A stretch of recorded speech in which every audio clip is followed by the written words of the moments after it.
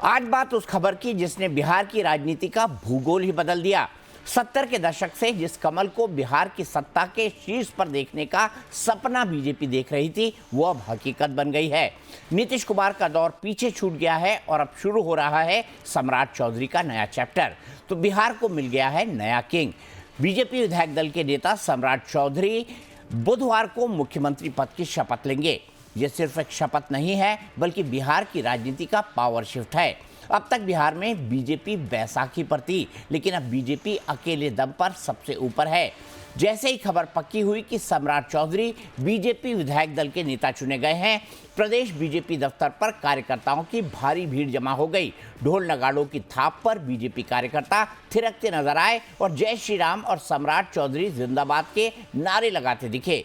BJP दफ्तर के बाहर एक दूसरे को अबीर गुलाल लगाकर और लड्डू खिलाकर बधाई देते नजर आए। सम्राट चौधरी को बधाई देने वाले बड़े बड़े होर्डिंग्स और पोस्टर भी लगा दिए गए हैं।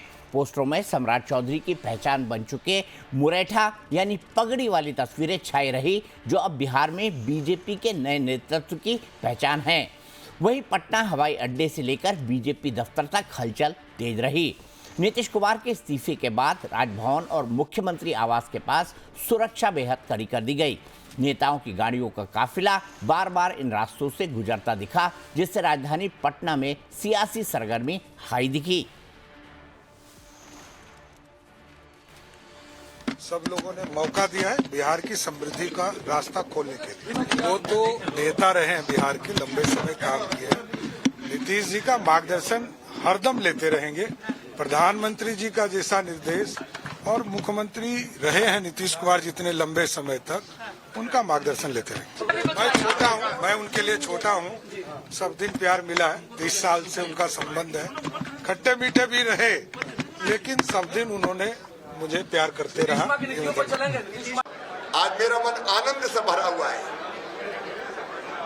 प्रसन्नता से भरा हुआ है कि नीतीश जी के मार्गदर्शन में, प्रधानमंत्री जी और केंद्रीय नेतृत्व के आशीर्वाद से बिहार में विकास की एक नई गाथा लिखेंगे सम्राट चौधरी जी और पूरी पार्टी का नेतृत्व, हमारे बाकी विधायक साथी सब मिलकर बिहार को हिंदुस्तान का अग्रणी राज्य बनाकर ही चैन की सांस लेंगे। बिहार की राजनीति में ये सवाल हर किसी की जुबान पर है कि आखिर सम्राट ही क्यों। वैसे तो विधानसभा चुनाव के वक्त ही ऐसा लग गया था कि बिहार में बीजेपी से सीएम बनने पर सम्राट चौधरी पर ही मुहर लगेगी, क्योंकि डिप्टी सीएम के साथ गृह मंत्री बनाने के पीछे बीजेपी की यही रणनीति थी। और सबसे खास बात, बाकी राज्यों की तरह बिहार में सीएम बनाए जाने को लेकर बीजेपी की तरफ से कोई बड़ा सस्पेंस नहीं रखा गया। पहले से ही पता था कि नीतीश के बाद सम्राट को ही बिहार की कमान सौंपी जाएगी।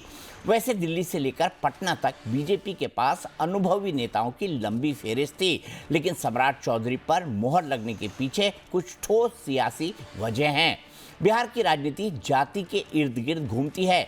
नीतीश कुमार का सबसे बड़ा आधार कुर्मी और कुशवाहा वोट बैंक रहा है।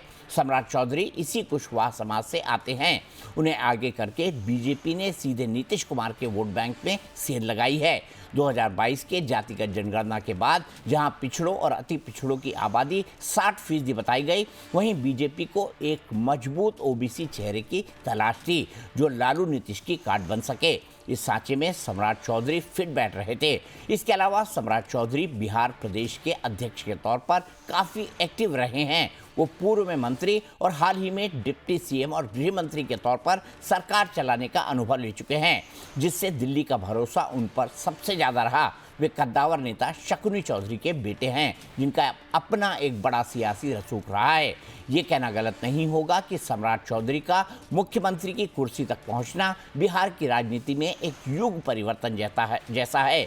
पिछले 36 सालों से बिहार की सत्ता या तो लालू प्रसाद के समाजवाद के इर्द गिर्द घूमती थी या नीतीश कुमार के सुशासन के। अब बीजेपी ने पहली बार अपना मुख्यमंत्री देकर इस चक्र को तोड़ दिया है। अब तक बिहार में बीजेपी हमेशा छोटा भाई बनकर रही। सम्राट चौधरी के आने से संदेश साफ है कि बीजेपी अब खुद ड्राइवर सीट पर है।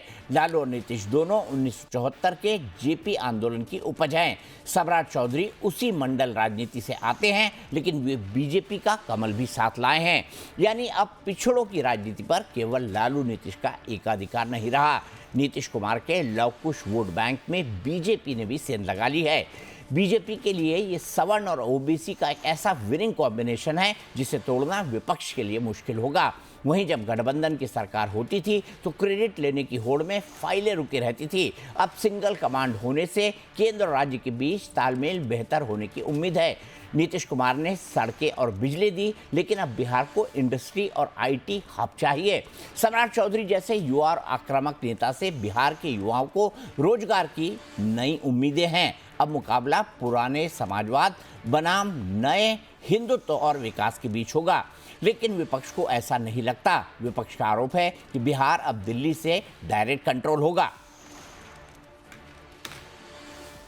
स्लोगन क्या था? 25 से 30, फिर से नीतीश, तो बीच में क्यों फिनिश? और वो भी कारण कैसा? बेतुका सा। ईगो हाउस नहीं देखे थे, वो देखना है नीतीश जी को। पूरे बिहार में किसी के को पच नहीं रहा है।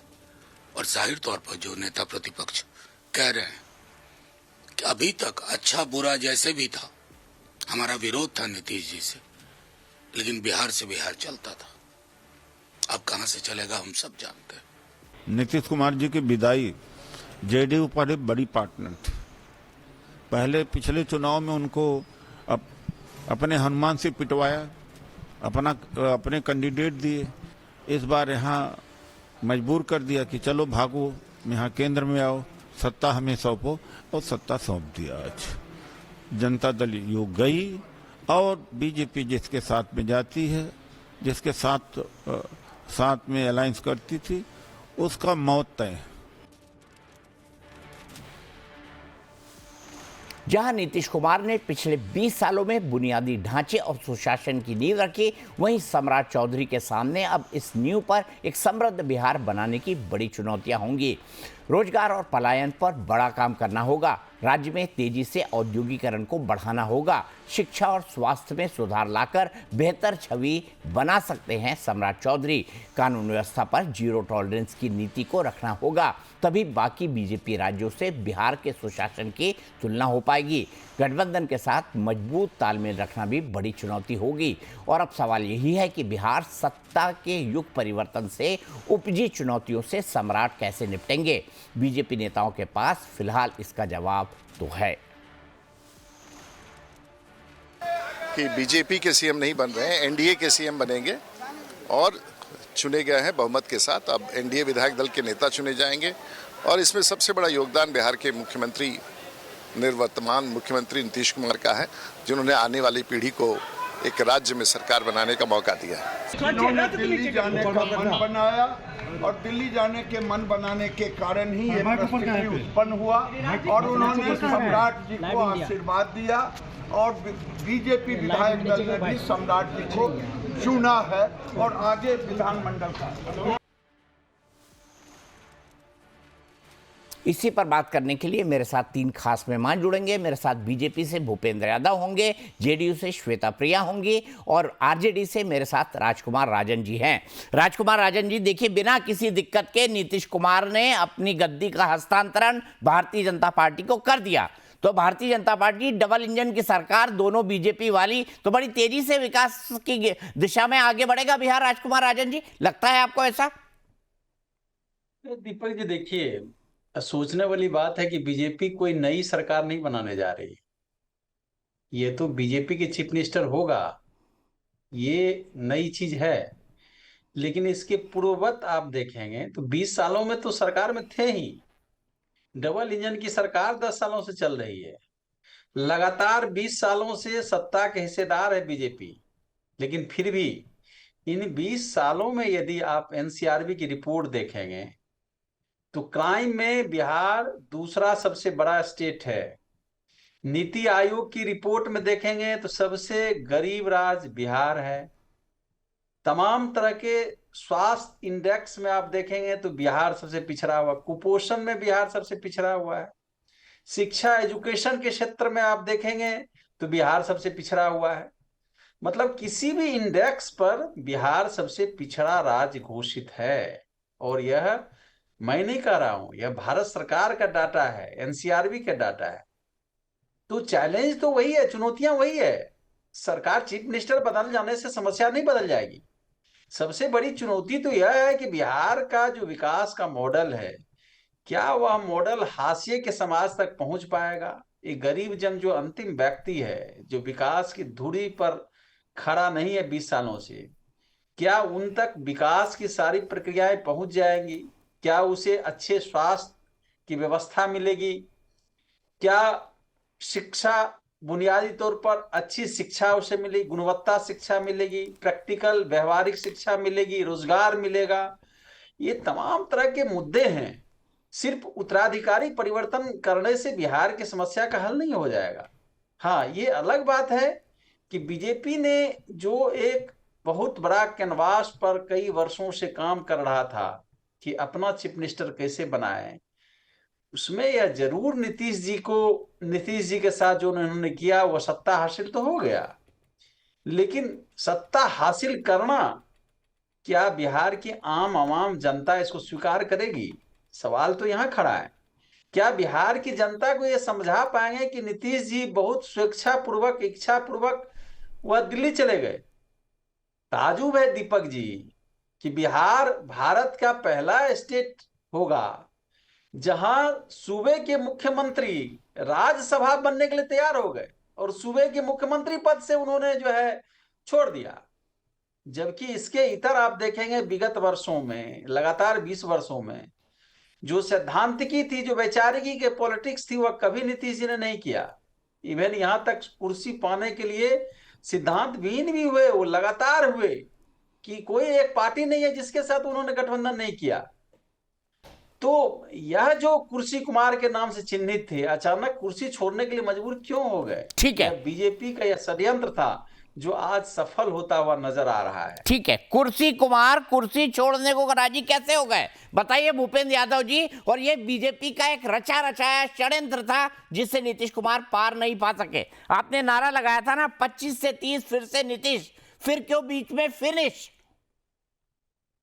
देखिए दीपक जी, मैं आपको स्पष्ट बता दूं कि हमारा एनडीए की सरकार था, एनडीए की सरकार है और एनडीए की सरकार रहेगी। माननीय सम्राट चौधरी जी बिहार का विराट यदि चुने गए हैं तो संवैधानिक प्रक्रिया से चुन करके मुख्यमंत्री बनने जा रहे हैं। अब आइए जो है ना, ये राजद के प्रवक्ता भाई जो गुड बात कर रहे हैं, तो ये लोकतंत्र और जो है ना संविधान को कुचलने वाली कांग्रेस, उसी के गोद में बैठ करके गुड बात कर रहे हैं समाजवाद को बेचने वाले लोग। ये राजद की प्रवक्ता क्या बोलेंगे दीपक जी? जो भ्रष्टाचार में इनका मुखिया, आज भी पूरे बाले बच्चे जो है ना 420 का कन्विक्टेड है, आज भी जो है ना चारा घोटाला में ये लोग कन्विक्टेड है। पूरे जब बिहार की सम्मानित जनता ने इनको मौका दिया दीपक जी, बिहार की सम्मानित जनता को, रिसोर्स को लूट लिया, धन्नाचट बन गए। बिहार की यही सम्मानित जनता इनको 15 साल बिहार की सत्ता और शासन सौंपी थी, इन्होंने धड़कता हुआ बिहार दिया बिहार की जनता को, दंगाई बलवाई के गोद में बैठ करके। अब देख लीजिए, जब यही बिहार की जनता इनको सत्ता और शासन दिया दीपक जी, तो इन्होंने 28 एमपी लेकर के जाते थे केंद्र में और किंग मेकर बन जाते थे। यहाँ तक कि जो है ना आदरणीय मुलायम सिंह जी, श्रद्धेय मुलायम सिंह जी जो जदुवंश से आते हैं, उनको ये प्रधानमंत्री नहीं बनने दिए। ये तो सबसे बड़ा जदुवंश के दुश्मन रे भाई। ये बात करेंगे ये राजद की प्रवक्ता, जो अपना का नहीं हुआ क्या समाज का होगा रे भाई? तो ये लोग दंगाई बलवाई पार्टी के गोद में बैठे हुए हैं और जाकिर नाइक से जो है ना डील होने वाले लोग, तुष्टिकरण की राजनीति करने वाले लोग, ये लोग बिहार की विकास की बात करते, ये लोग कतई बिहार की विकास नहीं करते मेरे भाई। यही लोग जो है ना कल तक भ्रम फैलाता था दीपक जी।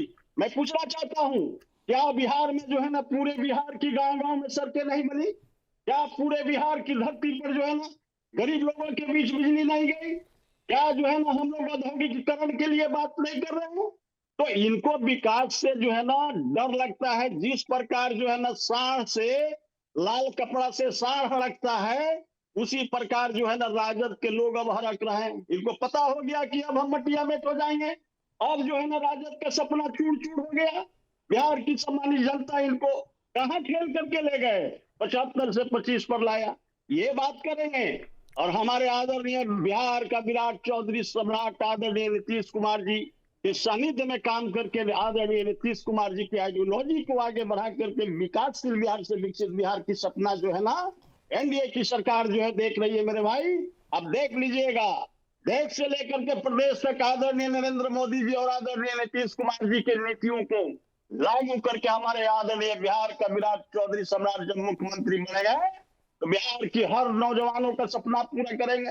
बिहार की हर बेटा और बेटियों को कैसे डेवलपमेंट हो, हमारी बेटा और बेटियां कैसे हायर एजुकेशन प्राप्त करे और जीरो टॉलरेंस की नीति कैसे कायम हो, इसकी चिंतन और मंथन जो है ना हमारी एनडीए की सरकार आदरणीय नीतीश कुमार जी के सानिध्य में करेगा रे भाई। ठीक है। आदरणीय नीतीश कुमार जी जानते हैं बिहार की नौजवानों को और बिहार की जो है ना लोगों को मान सम्मान बढ़ाने वाला आदरणीय नीतीश कुमार जी। अरे भाई पूरे देश के अंदर में ये लोग दंगाई बलवाई बात करेंगे, ये लोग चारा छोड़ जो जादू वंश का 960 करोड़ निकल गए तो ये और कौन कास्ट का होंगे रे भाई, ये किसी के नहीं होंगे।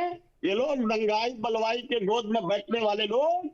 बिहार की सम्मानित जनता एकदम सतर्क हो गई और इनको जो है ना पूरे बिहार की 14 करोड़ सम्मानित जनता वोट के चोट दे करके इनको 75 से 25 पर ले आया। अब की क्या करेगा कि आने वाला इलेक्शन में 25 से 5 पर ले आएगा। ये ठीक है। बात करेंगे विकास की।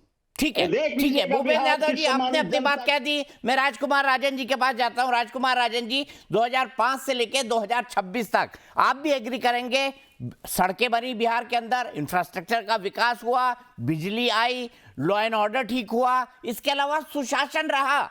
ये तो आप कुछ नहीं कर पाए थे, इसीलिए आप एक के बाद एक, एक के बाद एक, एक के बाद एक लगातार हारते रहे।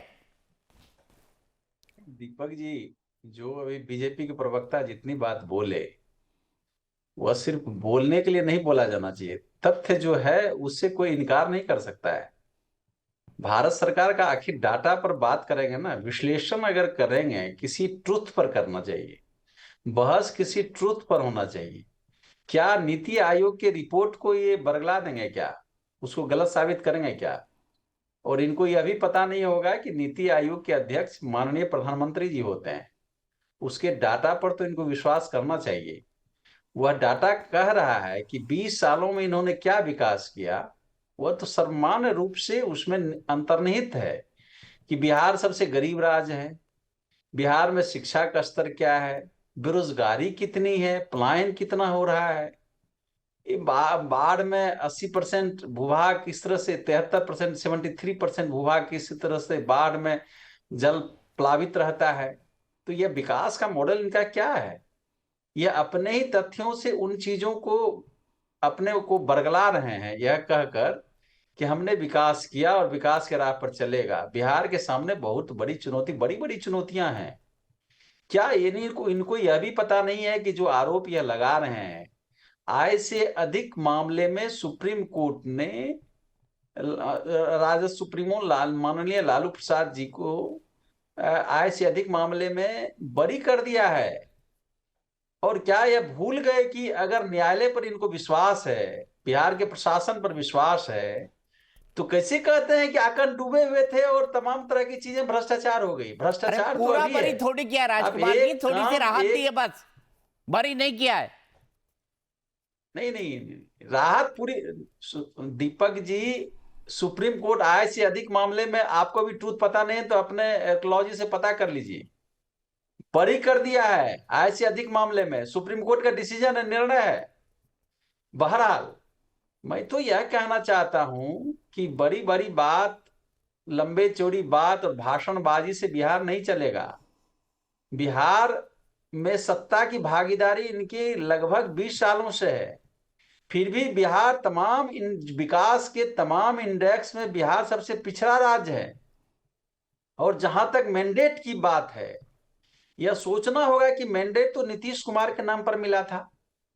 जन पक्ष जो है वह नीतीश जी को चीफ मिनिस्टर बनाने के लिए कहा गया, नारा दिया गया। 25 से 30 नीतीश कुमार, तो 25 से 30 नीतीश कुमार तो बीच में क्यों हटाया जा रहा है? ठीक है, अगर श्वेता इतनी प्रिया से हिम्मत जवाब और ले लेते क्षमता हैं। थी। श्वेता प्रिया बताइए, बीच में से क्यों हटाया जा रहा है? देखिए दीपक जी, सबसे पहले तो बिहार की जनता को प्रणाम और सम्राट चौधरी जी को मुख्यमंत्री बनने पे बधाई। देखिए, इन्होंने जैसे राजकुमार राजन सर ने अभी बोला कि उनको लालू जी को बरी कर दिया गया है। हम बता दें, उसी न्यायालय ने करप्शन के इतने सारे मामले उनके अगेंस्ट में गए हैं जिसकी वजह से आज वो रिप्रेजेंटेशन ऑफ पीपल एक्ट के तहत करप्शन की वजह से वो बार्ड कर दिए गए हैं। अगर बरी हो चुके होते तो आज वो एलिजिबल होते। सबसे पहली बात तो ये कि वो आज भी एलिजिबल नहीं है इलेक्शन लड़ने के लिए, और वो भी रीजन है करप्शन का। रही बात नीतीश जी को कोई हटा नहीं सकता है, वो बहुत स्ट्रांग लीडर है। मैंने पहले भी बोला है, और ये मैंने नहीं बोला, ये बिहार की जनता जानती है और आप भी जानते हैं। उन्हें कोई फोर्स नहीं कर सकता है, जबरदस्ती उनसे कोई कुछ भी नहीं करवा सकता है। वो एक बहुत ही स्ट्रांग लीडर है। वो उनका व्यक्तिगत जो भी चॉइस रहा होगा, व्यक्तिगत इच्छा रही होगी कि वो राज्यसभा जाना चाहते थे।